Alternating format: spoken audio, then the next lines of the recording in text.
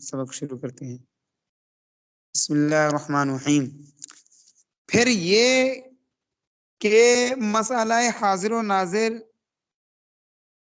پر جو اعتراض اٹھائے جاتے ہیں کہ فلاں حدیث میں تو ایسا ہے، فلاں دلیل تو یہ کہہ رہی ہے، قرآن پاک کی دلیل یہ تو ایسا بیان فرما رہی ہے، لیکن تم الگ کیوں لے کر کے آ رہے ہو؟ تو اس کی بابت صرف اتنا کہیں گے نیچے، یعنی اس بیان کے بعد عقلی دلیل ہے نا، ثبوت دلائل عقلیہ اس کے بعد بیان کریں گے۔ اس سے پہلے ہم یہ ثابت کریں کہ سنو، جو حاضر و ناظر کا مسئلہ ہے نا، یہ عقل بھی اس چیز کا تقاضا کر رہی کہ ہونا چاہیے، ہے نا۔ یہ مسئلہ حاضر و ناظر کا ہونا چاہیے یہ نہیں، بلکہ حاضر و ناظر غیر اللہ بھی ہوتے ہیں یہ۔ چلو ہم اس کی دلیل عقلی پڑھتے ہیں۔ کہتے ہیں 5ویں فصل حاضر و ناظر ہونے کا ثبوت دلائل عقلیہ سے۔ اہل اسلام کا اس بات پر اتفاق ہے کہ حضور کی ذات جامع کمالات، یعنی جس قدر کمالات دیگر انبیاء علیہم السلام، آئندہ اولیاء اعظام یا کسی مخلوق کو مل چکے ہیں یا ملیں گے، وہ سب رسول پاک کی ذات گرامی میں جمع فرما دی، بلکہ حضور ہی کے ذریعے ان کو سب کو الگ الگ وہ کمالات اور خوبیاں ملی ہوئی ہیں۔ کمالات کا مطلب ہے خوبیاں۔ قرآن پاک، قرآن کریم فرماتا ہے،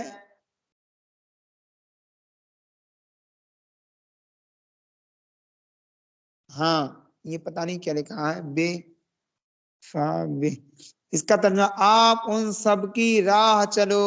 اس تفسیر میں روح البیان، صاحب روح البیان کہتے ہیں فَجَمَعَ اللَّهُ كُلَّ خَصْلَةٍ فِي حَبِيبِهِ علیہ السلام، لہذا اللہ پاک نے اپنے حبیب علیہ السلام میں ایسی کوئی خوبی نہ رکھی ہو کہ جو آپ میں موہوب نہ کی ہو، آپ کی ذات گرامی میں جمع نہ کی ہو۔ مولانا روم فرماتے ہیں حسن یوسف پہ کڑی، حسن یوسف دمی عیسیٰ ید بیضا داری، آنچ خوباں ہم دارند تو تنہا داری۔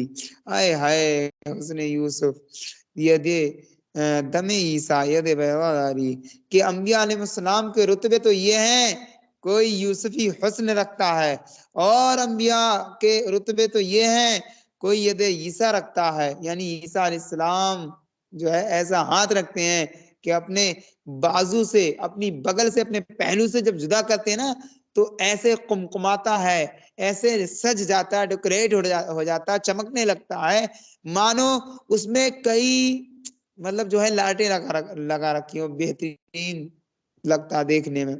پھر ید بیدا، دمی عیسیٰ کا مطلب جو ہے وہ دم لگاتے تو مردے زندہ ہو جاتے، ید بیدا مطلب چمکتا ہوا ہاتھ۔ یہ انبیاء علیہ السلام کے رتبے ہیں، لیکن آنچ خوبا ہمدارند، جو یہ سارے کے سارے انبیاء علیہ السلام رتبے رکھتے ہیں، تو تنہا داری۔ اے نبی، آپ کی ذات میں اکیلے ہی آپ کی ذات ان تمام کمالات کی جامع ہے۔ حسن یوسف پہ کٹی مصر میں انگشت زنا، سر کٹاتے ہیں تیرے نام پہ مردان عرب۔ یہ ایسے تھوڑی کٹاتے ہیں، کمالات ہیں، دیکھ کر کے لوگ پاگل ہو جاتے تھے رسول پاک پر جان لٹانے کے لیے، ہے نا۔ وہ تو نا کہ وہ جو بیعت لی تھی رسول پاک نے حضرت عثمان رضی اللہ تعالیٰ عنہ کی بابت، جسے بیعت رضوان بولتے ہیں، تو اس وقت کا ہی واقعہ ہے شاید صلح حدیبیہ کا، کہ مطلب وہ ایک مطلب جو ہے نمائندہ بن کے آیا مکہ شریف کی طرف سے، کوئی کا دیکھ کے ان کا حال کیا ہے مسلمانوں کا، وہ گیا تو وہ دیکھ رہا چھپ چھپ کے کہ جو محمد ہے صلی اللہ تعالیٰ علیہ وسلم، ان کا میٹر یہ ہے کہ مطلب ان کے اصحاب نہیں ہیں۔ اس نے آ کر کے بیان کیا اپنے الفاظ میں مکہ میں کہ ان سے جنگ مت کرنا کبھی۔ تو لوگ کہہ رہے ارے کیسی باتیں کر رہا یہ لگ رہا مسلمان ہو گیا، کہ نہیں مسلمان نہیں ہوا ہوں، ان سے جنگ مت کرنا، ان کے ساتھ جو لوگ ہیں نا ان کے وہ دوست نہیں ہیں، ان کے سپاہی نہیں ہیں، بلکہ ان پر جان سے بھی اگر کوئی عزیز چیز ہو وہ قربان کرنے والے ہیں، جان لٹانے والے ہیں۔ تو مطلب یہ سب کیوں تھا؟ لوگ لٹاتے تھے رسول پاک کی ذات پاک کو، اگر کیا ہے نگاہ ایمانی سے دیکھ لیا کرتے تھے نا تو بالکل جان مال عزت آبرو سب کچھ قربان، صرف ایک ناموس پر، او ناموس رسول ہے، بس ناموس رسول۔ تو وہ ایسی تھوڑی جامع کمالات ہیں، اور ان لوگوں نے کچھ سمجھا ہی نہیں ہے۔ کوئی کہہ رہا ہے کہ چوڑے چمار کی مثل ہے، کوئی کہہ رہا ہے کچھ کہہ رہے ہیں، تو زبان پہ چوڑا چمار ہے۔ اللہ رحم فرمائے کہ سب برابر ہیں، ایسا ویسا۔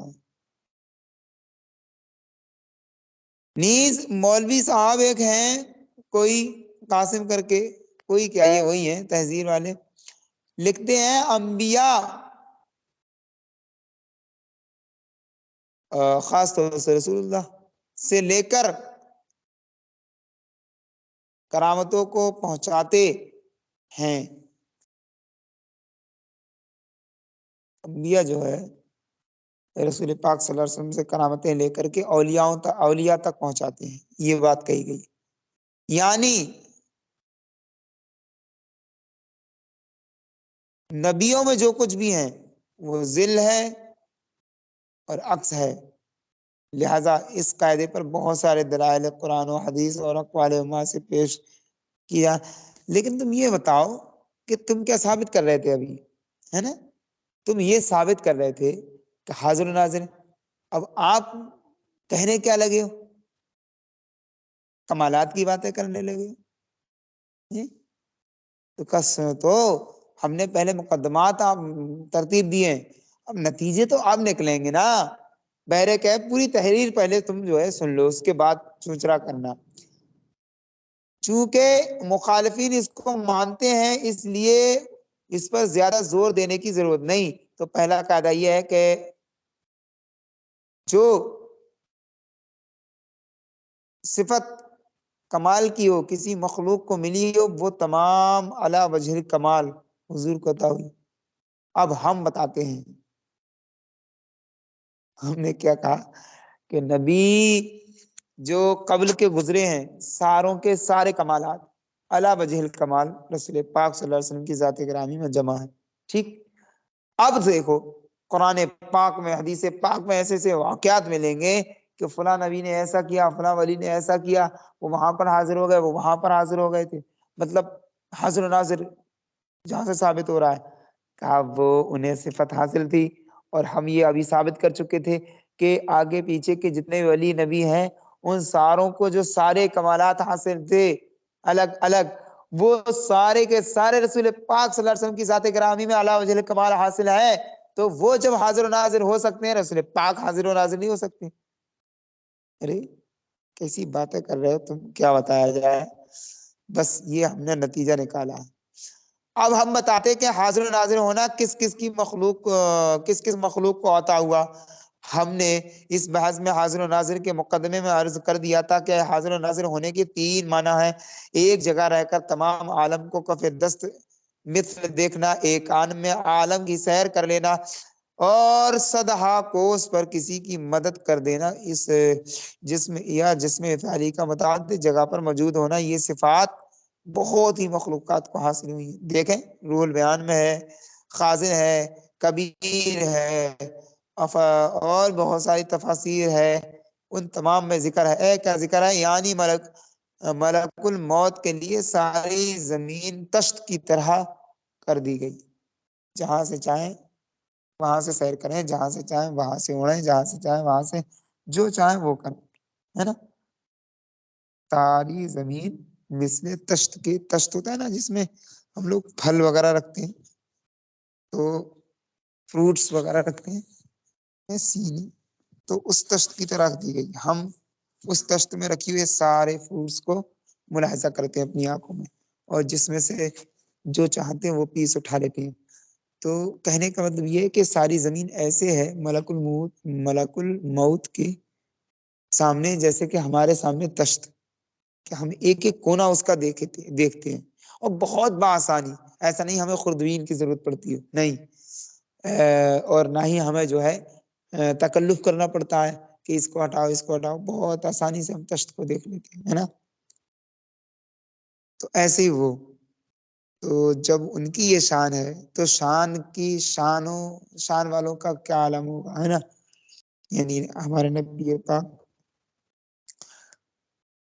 آگے کہا کوئی خیمہ اور مکان والے نہیں مگر ملک الموت ہر روز ان کے پاس 2 بار جاتے ہیں، آئے ہائے یہ خازن میں ہے۔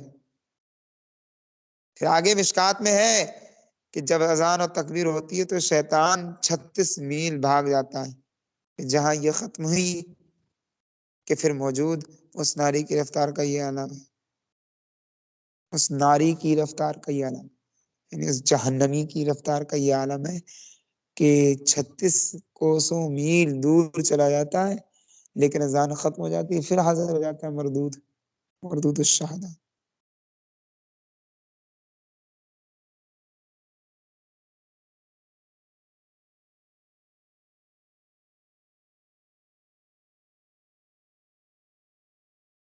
اب دیکھیں جب ہم ہوتے ہیں تو ہماری ایک روح جسم سے نکل کر عالم میں سیر کرتی ہے، جسے روح سیرانی کہتے ہیں، جس کا ثبوت ہوتے ہیں نہیں وہ سوتے ہیں لکھا ہوگا، جس کا ثبوت قرآن پاک میں ہے۔ کیا ہے آیت پاک؟ اور جہاں کسی نے اس کا ترجمہ یہ ہے اور وہ ان کو روکے رکھتا ہے، اللہ تعالیٰ ان کو روکے رکھتا ہے، مطلب وہ سو جاتے ہیں تو مر جاتے ہیں، لیکن اللہ تعالیٰ ان کی روح کو روکے رکھتا ہے کہ نہیں تجھے ادھر ادھر نہیں جانا ہے ابھی کہیں، ابھی جب یہ سو کر کے اٹھنا چاہے گا تھک جائے گا نا تو پھر اس کے جسم میں داخل ہو جانا ہے، پھر اس کی زندگی کو جو ہے روا دوا رکھنا ہے۔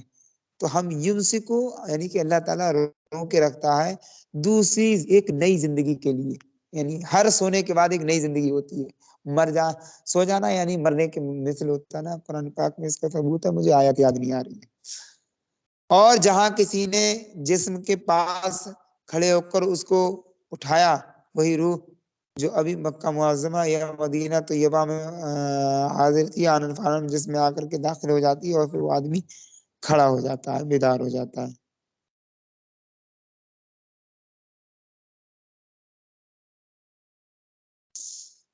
پھر اور بھی بہت سارے دلائل ہیں، ہے نا، آنن فانن والے۔ ہاں اب دیکھئیے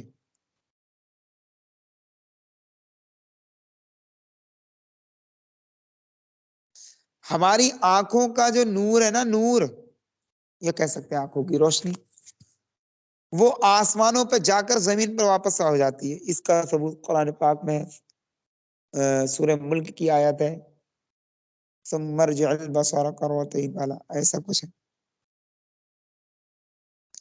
پھر اپنی آنکھوں کو آسمان کی طرف اٹھاؤ اور دیکھو ہماری قدرتیں، ہماری شانیں، پھر اٹھاؤ اور دیکھو آسمان کی طرف، تمہاری آنکھیں اور تمہاری نگاہیں ماند پڑ جائیں گی، عاجز آ جائیں گی اور نیچے جھک جائیں گی ہماری شانوں کو دیکھ کر کے، ہماری عظمت کو دیکھ کر کے۔ ہم نے بغیر پلر کے، بغیر ستون کے اتنی بڑی چھت بنائی اور اتنا بڑا کیا بولتے شامیانہ چھایا تمہارے لیے، ہے کوئی ہماری شان کی طرح، ہے نا؟ تو ہے نا فرمایا کہ جو نظر ہے نا، نظر وہ آسمان پہ جا کر کے زمین پر واپس ہو جاتی ہے، ہمارا خیال آنے واحد میں تمام عالم کی سیر کر لیتا ہے۔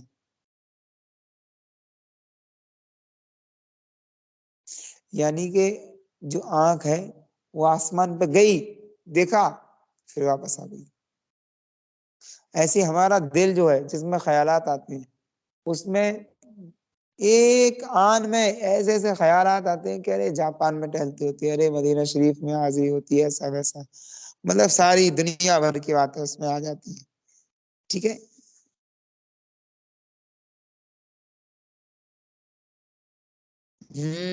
اب دیکھو دور جدید کی کچھ نئی نئی باتوں کا، ٹیکنالوجی، ٹیلی فون، لاؤڈ اسپیکر کی قوت کا یہ عالم ہے کہ آدھے سیکنڈ میں زمین کے قطرے کو طے کر لیتا ہے۔ جب یہ طے کر لیتے ہیں تو جن کے صدقے میں یہ چیزیں وجود میں آئی ہیں وہ طے نہیں کر پاتے ہوں گے، ہے نا؟ یتوی بک الدنیا وانک ہا ہنا ولم تنتقل فکانما کیا ہے وہ قصیدہ وہ رشیدہ کی الواز ہے کیا قرات الرشیدہ، اس کتاب کی عبارت ہے. یتوی بک دنیا اور انہ کہا ہونا، یعنی یہ ریڈیو جو ہوتا ہے، ٹیلی فون اور ٹیلی ویژن، یہ آپ کے لیے بیٹھے بیٹھے دنیا بھر کی باتیں لپیٹ کر کے آپ کے سامنے پیش کر دیتا ہے.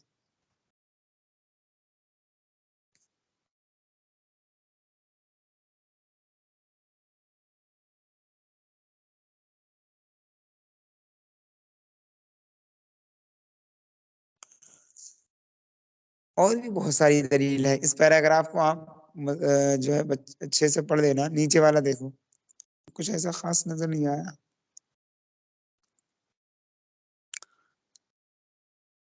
پھر اور ایک دلیل عقلی کہ معراج شریف میں سارے انبیاء نے بیت المقدس میں حضور کے پیچھے نماز ادا کی. حضور براق پر تشریف لے گئے اور براق کی رفتار کا یہ عالم کے حد نظر اس کا ایک قدم پڑتا تھا. اور براق کا وجود بھی ہمارے رسول پاک صلی اللہ علیہ وسلم ہی کے توسل سے ہے. تو جب براق کا یہ عالم ہے تو جن کے صدقے میں وجود ملا ہے براق کو، ان کا عالم کیا ہوگا؟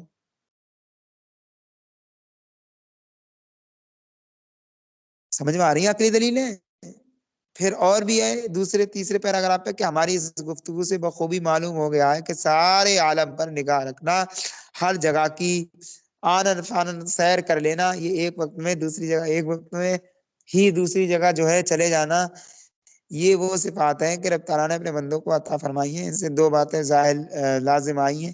ایک تو یہ کہ کسی بندے کو ہر جگہ حاضر و ناظر ماننا شرک نہیں ہے، اور دوسرا یہ خدا کی ذات و صفات میں کسی اور کو شریک ماننا، یہ جو ہے شرک ہوتا ہے. یہی دوسری بات یہ کہ حضور صلی اللہ علیہ وسلم کے خدام میں ہر جگہ رہنے کی طاقت ہے، تو حضور صلی اللہ علیہ وسلم میں درجہ اولا رہنے کی طاقت ہے. اور بھی کئی دلیلیں ہیں نا. دوسری دلیل یہاں پر پیش کی کہ دنیا میں پانی اور دانہ ہر جگہ موجود نہیں، مگر خاص خاص جگہ ہے. پانی تو کنویں اور تالاب اور دریا وغیرہ میں ہے. دانا جو ہے کھیت گھروں میں وغیرہ میں ہوتا ہے، مگر ہوا اور دھوپ عالم کے گوشہ گوشہ میں موجود ہے. فلاسفہ کے نزدیک خلا محال ہے، یعنی کہ خالی جگہ ہو، اسپیس ہو، ایسا نہیں ہو سکتا ہے. ہر جگہ ہوا ہے. کہہ رہے ہیں اس لیے کہ ہوا اور روشنی کی ہر وقت ہر چیز کو ضرورت ہے، ہر چیز کو یعنی ہر ایک کو ضرورت ہے. اور حبیب خدا کو بھی ہر مخلوق، حبیب خدا صلی اللہ علیہ وسلم بھی جو ہے ہر ایک مخلوق کی ضرورت ہے.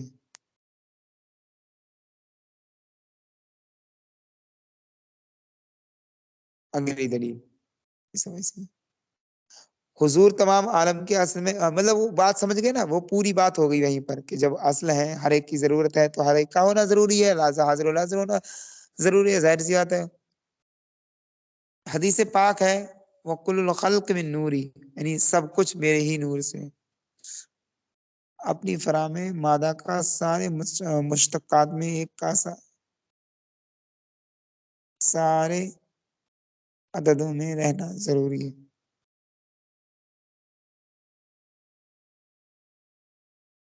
بحر کیف،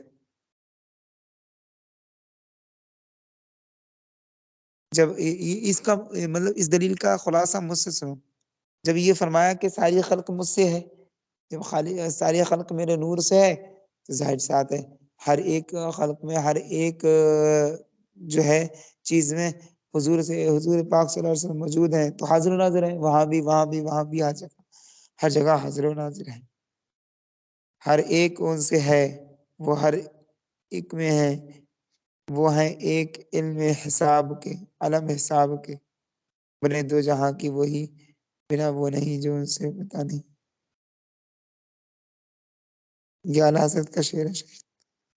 بحر کیف، یہ عقلی دلائل تھے اس بات کے کہ حاضر و ناظر کا مسئلہ بالکل درست ہے. اس پر فتویٰ وضیح کرنا بالکل درست نہیں ہے، ٹھیک نہیں ہے نا.